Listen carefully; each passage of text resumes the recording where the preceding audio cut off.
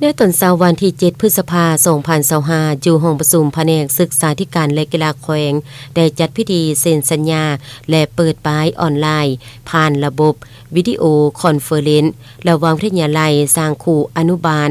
ทุ่งเยินสาธารณรัฐประชาชนจีนและแผนกศึกษาธิการและกีฬาแขวงสาธารณรัฐประชาธิปไตยประชาชนลาวจำนวน4แขวงคือแขวงขมวนบริกรรมไซสมบูรณ์และแขวงสวรรณเขตเป็นเกียรติเข้าร่วมของทาน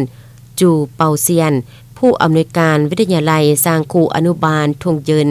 แขวงบริกรรมไซเข้าร่วมโดยทานโพเพชรกุณวงศ์ห้องหัวหน้าแผนกศึกษาธิการและกีฬาแขวงพร้อมโดยพนักงานวิชาการเข้าร่วมวิทยาลัยสร้างครูอนุบาลทุ่งเยินแม่นสถานหัวมือสากลด้านวัฒนธรรมและการท่องเที่ยวลาวจีนและภาคปฏิบัติตัวจริงด้านการศึกษาวิทยาลัยสร้างครูอนุบาลทุ่งเยิน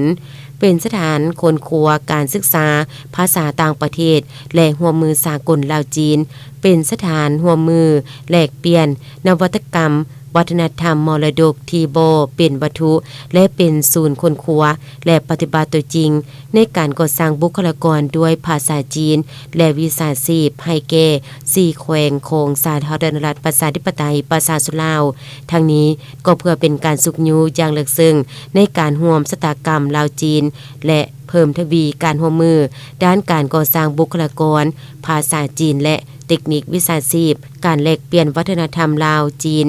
ด้านการจัดส่งครูนักศึกษาสุขยูส่งเสริมการแลกเปลี่ยนเวียกงานในคงเขตศึกษาทั้งเป็นการร่วมมือการศึกษาลาวจีนไปสู่บาทเก่าใหม่จากนั้นทานโพเพชรกุณวงศ์ห้องหัวหน้าแผนกศึกษาธิการและกีฬาแขวงได้ตั้งหน้าเซ็นสัญญาและเปิดป้ายออนไลน์อย่างเป็นทางการโดยส่งหน้าพนักงานภายในแผนกและผู้เข้าร่วมทางออนไลน์เป็นสักขีพยาน